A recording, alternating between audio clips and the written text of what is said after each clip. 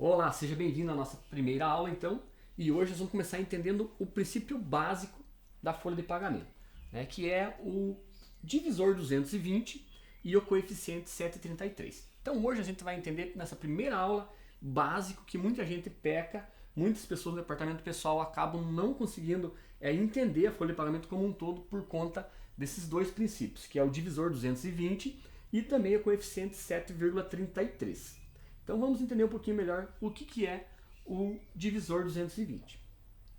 O divisor 220 ele é o limite mensal de horas trabalhadas no mês, né? Então, de acordo com o artigo 64 CLT, ele estabelece que o salário hora normal, no caso do empregado mensalista, ele será obtido dividindo seu salário mensal correspondente à duração do trabalho a que se refere ao artigo 58, por 30 vezes o número de horas dessa duração, né? Ou seja, é o multiplicador ali 30. A última parte referida ao dispositivo legal trata-se especificamente do divisor.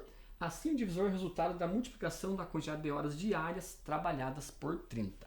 Tá? Eu já vou te explicar melhor como que vai funcionar. Então, ou seja, como que funciona? 220 é o máximo de horas que um trabalhador pode trabalhar de acordo com a legislação, né? Aí durante o mês, no caso o mensalista. E 220 dividido por 30 dias trabalhados vai dar o famoso 7,33, que é o coeficiente. Então, mais para frente, você vai entender o porquê desse 7,33. Muitas empresas, muitas pessoas do departamento pessoal usam inclusive o 7,33 para poder calcular o DSR, que é algo bem curioso que muita gente busca aprender na folha de pagamento, que você vai entender um pouquinho mais adiante. Mas de início você entender de onde que saiu esse 7,33, que é o 220 do total de hora que a legislação nos dias, dividido por 30 dias, que vai dar 7,33. Vamos usar um exemplo um pouquinho mais prático para você entender como que vai funcionar as 220 horas. Por exemplo, alguém que trabalha 8 horas diárias, de segunda a sexta-feira, e mais 4 horas no sábado, que é o normal, que a grande maioria das empresas utilizam, né? Então ele vai trabalhar ali 8 horas por dia, 5 vezes 8, 40, e 4 horas no sábado, que vai dar 44 horas semanais. Vezes 4 semanas, 220 horas aí do nosso coeficiente vezes 30 vai fechar certinho 220 horas. Então o primeiro princípio é esse, né? Você pode, depois que você fazer as outras aulas, você vai entender um pouquinho melhor onde que você vai utilizar cada um deles. O 7,33 e também o 220, que vai impactar na diferença do mensalista para o horista e também, principalmente, quando você for calcular o DSR. Aí está o nosso divisor, então, aí para a gente poder entender. Então, pessoal, ainda nessa aula, nós vamos entender mais um princípio que seria as horas efetivas. A gente vai ouvir falar muito nisso no departamento pessoal, onde você for trabalhar, ou você que já trabalha na área, né? De repente você já trabalha na área, ou você é estudante que está vendo o nosso curso agora. Então, você vai ouvir muito falar em 176 horas. O porquê de 176 efetivas? Por conta do DSR, né? Que vai dar a diferença ali no cálculo da folha de pagamento. Então 220 é o limite, né, no caso mensalista, e o horista vai fechar 176 horas efetivas no mês, ou seja, 176 trabalhada. Da onde que saiu esse 176? Saiu aí das 5 vezes 8 horas diárias, de segunda a sexta, mais as 4 do sábado, né, que vai dar aí vezes 4 semanas, 176 horas efetivas.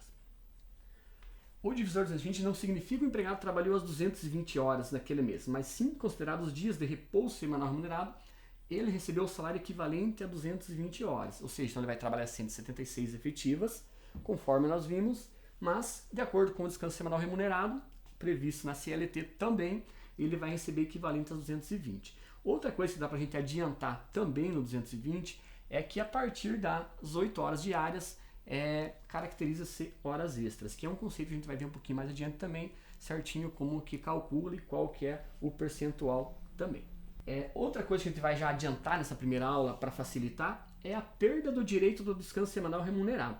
Quando que o trabalhador perde o direito a esse DSR? Então lembra que as 176 efetivas são as trabalhadas e o restante para compor as 220 é DSR, descanso semanal remunerado.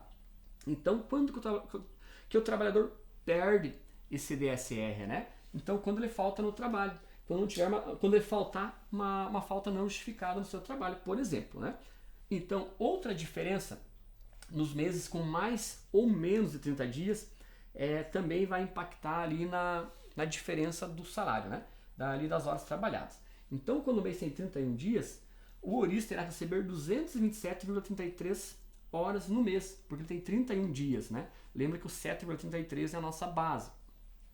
E no mês que tiver 28 dias, por exemplo, o ourista terá salário equivalente a 205,33 horas, né? Então seria tudo parte da média 7,33. Por isso que a gente já logo na primeira aula traz esse conceito para vocês. Por exemplo, 28 vezes 7,33, 205,33 horas no mês. 30 vezes 7,33, as 220, né, que é previsto em CLT, que é a nossa base, e 31,7, 7,33 é igual a 227,33 horas trabalhadas.